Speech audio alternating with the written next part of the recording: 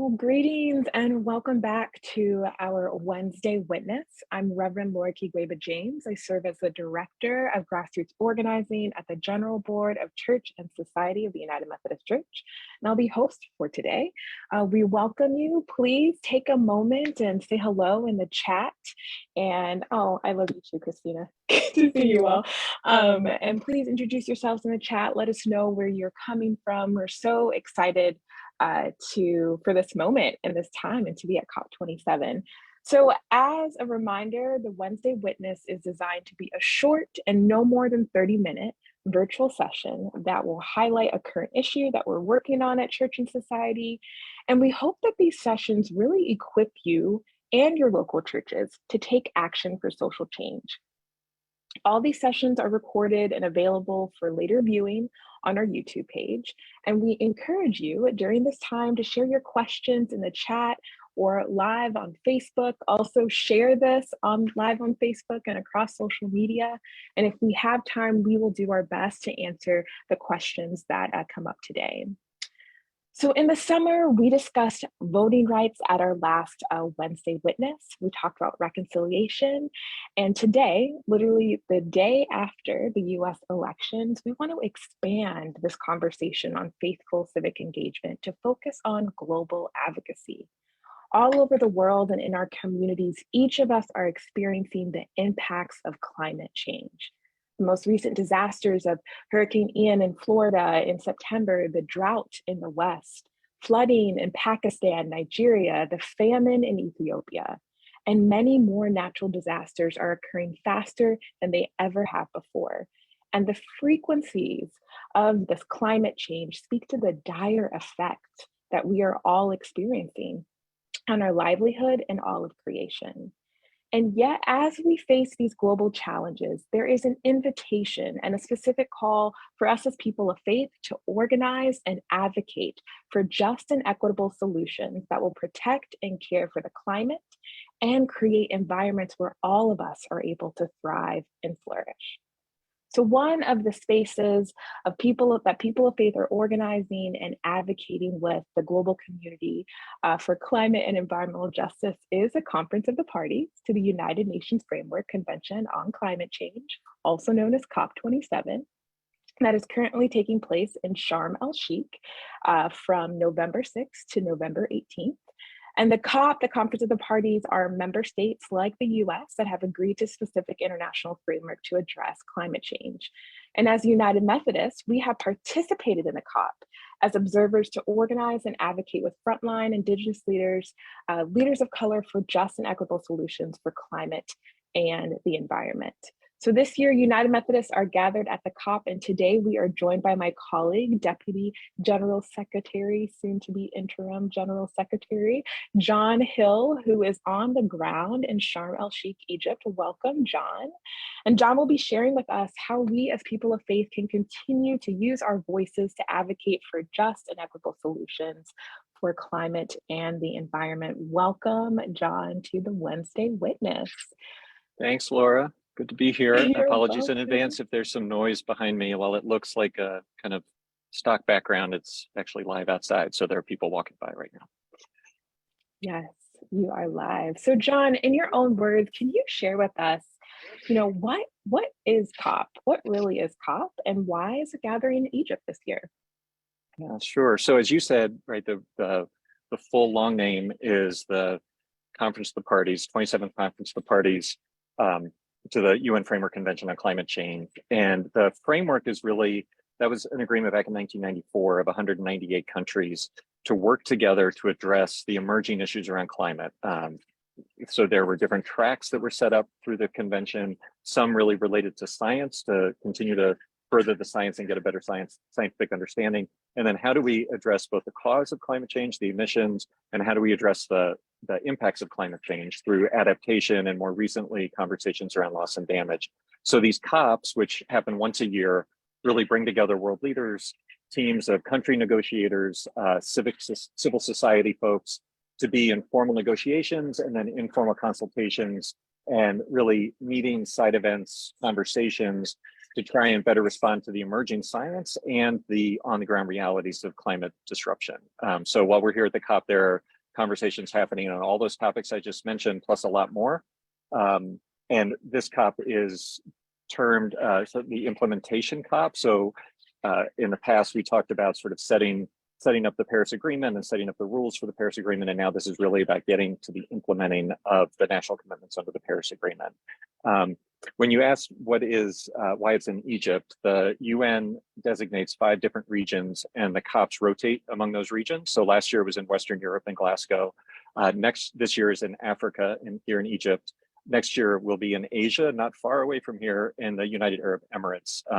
And a sort of interesting piece about that is that the COP presidents really do want to have a lasting legacy and imprint on this. And so there's real motivation for them to produce something.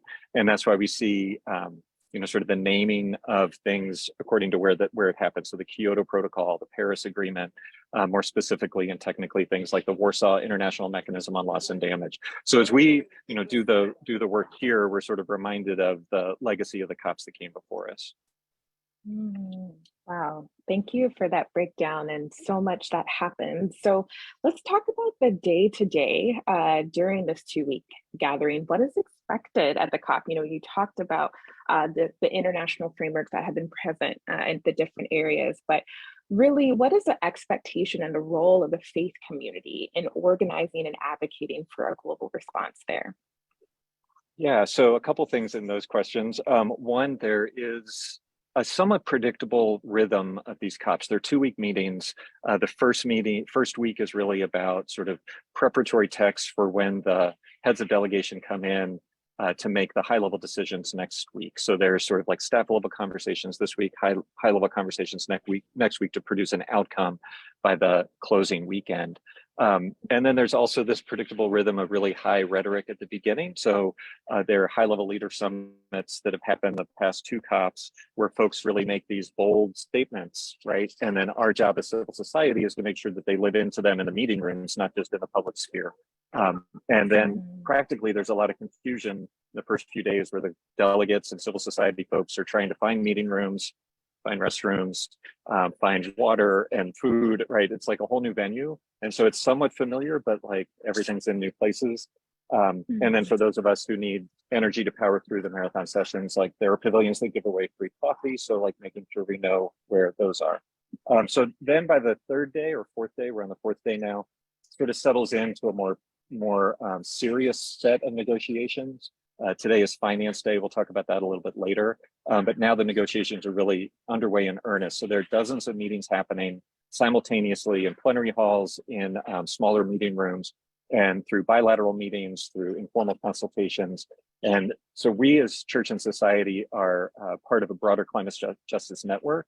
And we are grateful for the breadth of folks who are here who can monitor all the different tracks. We come together in the afternoon and kind of compare notes and updates to make sure that we understand what's happening with all the various negotiations. I guess as an example of things that have been happening today, I was able to attend a roundtable. It's the first time that I've been a participant in one of these. I think it's the first time the COP has done this, where they gather both the formal delegations, like party members, government representatives and civil society to be in conversation together about topics. And this was about just transition and how we might really support communities that are impacted as we're making this transition to a clean energy future. And so that was sort of best practices from folks all around the world that will inform this conversation.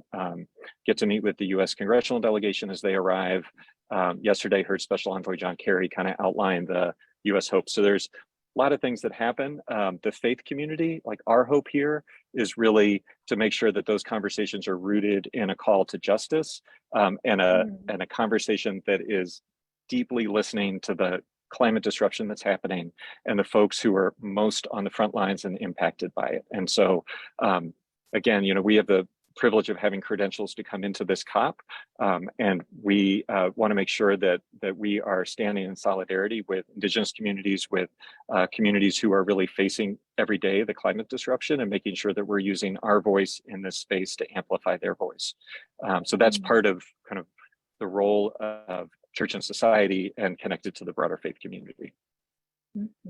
Thank you so much for that, John. And just being able to, yeah, how do we emphasize the current climate disruptions? And something that, you know, you've shared before is that often within these global conference spaces, the language can be so technical, but I Mhm. think it's so important for the presence of the faith community to make it relatable about how communities are being directly impacted now, and to, you know, to emphasize both a sense of an urgency that is intentional, right, to the lives that will be impacted. So thank you for Mhm. framing that for us.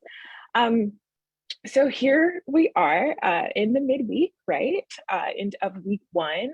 So I'm curious, just like, how can United Methodists specifically and people of faith get involved to organize and advocate for these just and equitable solutions for in their communities and from their decision makers? How can we respond today and even after this global gathering? What are the one next step that we can take to respond today? Well, today I referenced this is Finance Day here at the COP. So there's sort of different thematic day. This will be a day focused on gender, a focus on youth and future generations. This is a focus on finance. And what we're seeing, unfortunately, is this just yawning, increasing gap between the money that's needed to help ensure both a transition to a clean energy economy globally and to respond to the actual disruption that's happening, both to help countries adapt and then to compensate for losses and damages which are irreparable. And so we just understand that low-income countries don't have the resources to respond when they are impacted deeply by a climate crisis. We know Pakistan is, suffering tremendous flooding, historic flooding.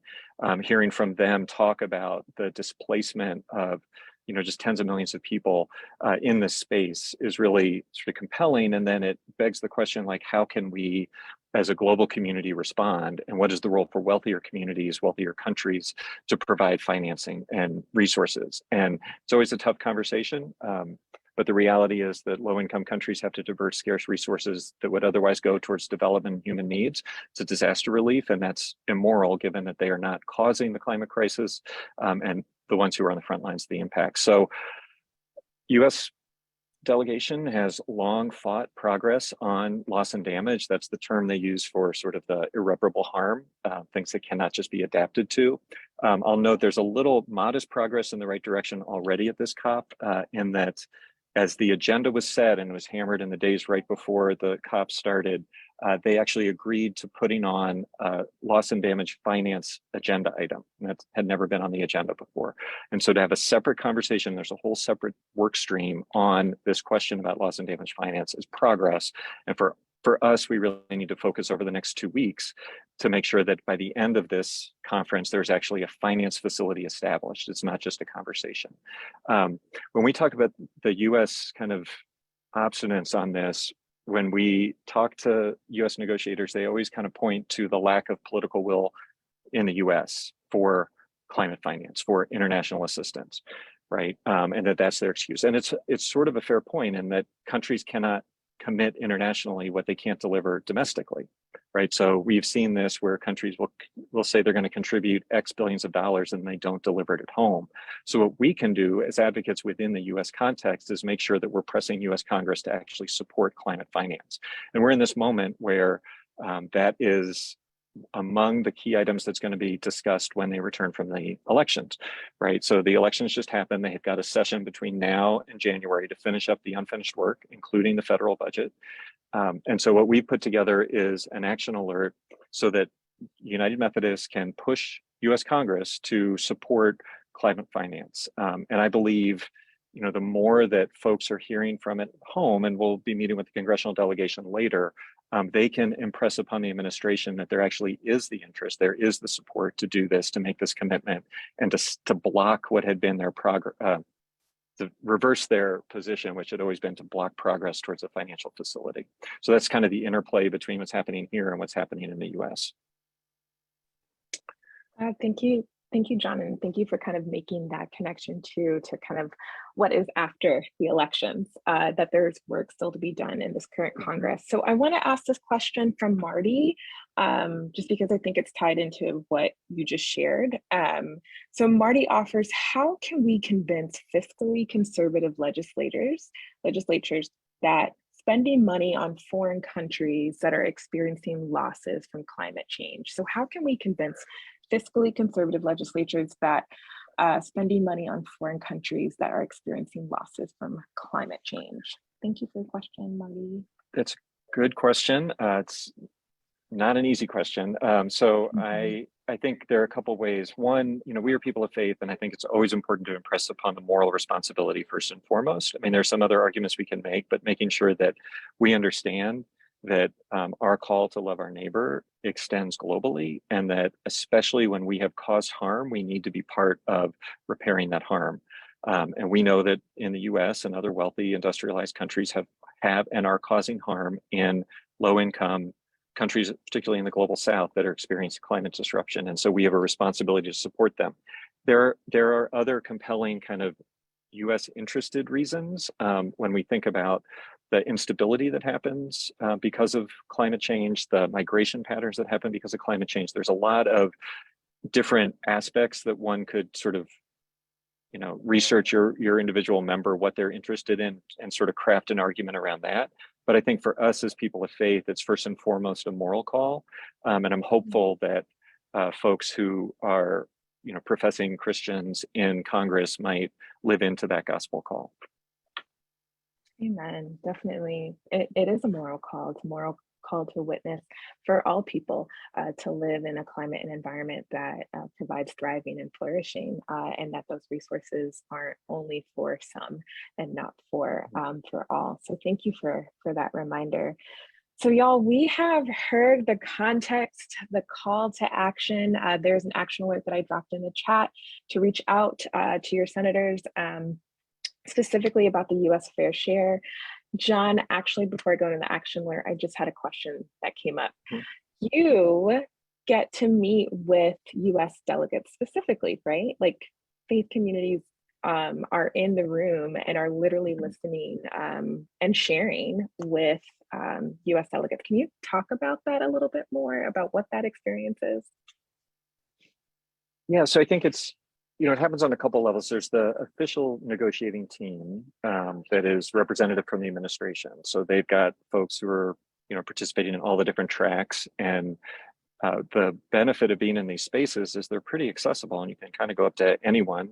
You see their country affiliation on their card when they're giving their intervention, and sort of approach them and make the case as to why we as people of faith, particularly United Methodists, are concerned about this. We also have had the great fortune of being invited into conversations. So I know on Friday I'll be meeting with Speaker Pelosi and the US congressional delegation, the full complement of folks who are coming over. It's usually, I haven't seen the list this year, but last year it was 15 to 19 members, I think. And just to be in sort of casual conversation and then formal conversation about why the United Methodist Church cares about climate, what we want to see action both here at the COP and what we need to happen in the US Congress. So it's a tremendous privilege and responsibility for us to really bear witness to our social teachings in those spaces. Thank you, John, for that reminder. So there are United Methodists in the COP who are talking to US delegates and also global delegates about the importance of protecting our climate and environment. And at the same time, we on this call today can take the same action to reach out to our decision makers. So the action is in the chat.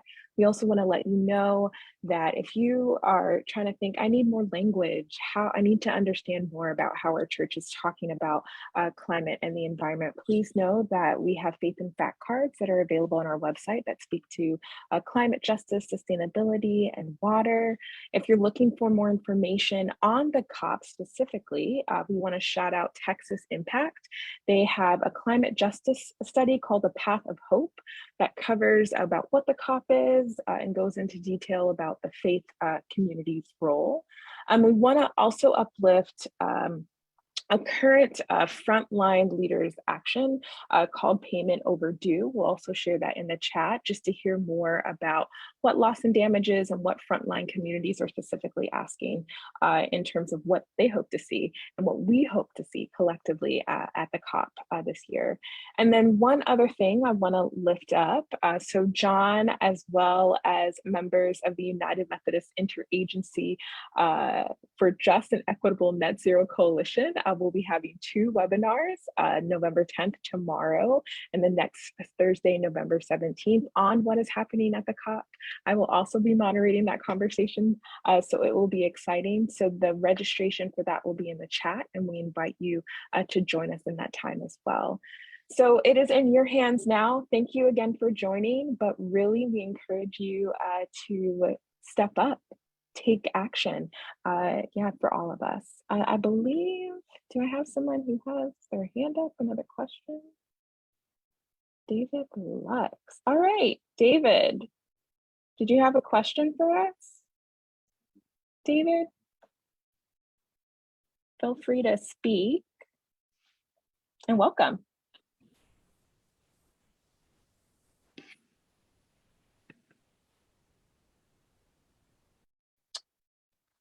Oh, all right, David, I don't think you're talking. I know you're unmuted. So if you have a question, David, feel free to drop it in the chat.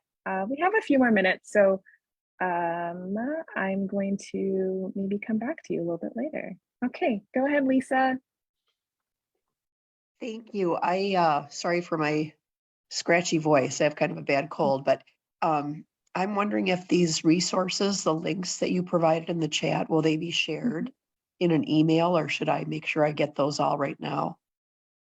What we can do is we can, since you registered, we can share them out if you registered for this recording today. And also we're going to post it on our Facebook page, so we'll make sure to add it in the comments, but we can send out an email. That's not a problem. Okay, great. Thank you. Thank you. David, are you back? Can you hear us? Did you have a question still?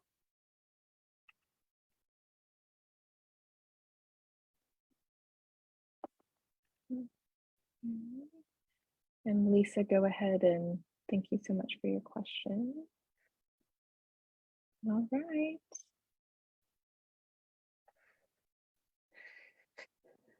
Okay. Well, that's it. Thank you all so much for your time. If there are no more questions, John, thank you so much for joining us in the wealth of information and the call to action. Did you have a closing word before we ended for today? No, just grateful for folks who are here, and really to impress upon you that your contacting your members of Congress will be felt over here. The more that we can make the case to the US Congress to support climate finance, the more the administration can commit over here. And so just to really thank you for your interest in what you're going to do in terms of contacting your members of Congress. Thank you. Thank you. John, there is one last question if you're open to it. We have Sure thing. A few more minutes. One question came up of how many faith people are there with you? Ooh, that is a great question that I don't have an answer to. I will say, I'm not dodging the question, but just to note that there has been a faith presence at every COP since COP1, and there has been a growing faith presence. And so right before the Sunday before, I guess the COP officially started on Sunday. So that evening, we gathered at a local Coptic Christian church as an interfaith community to sort of ground us before the beginning of the COP.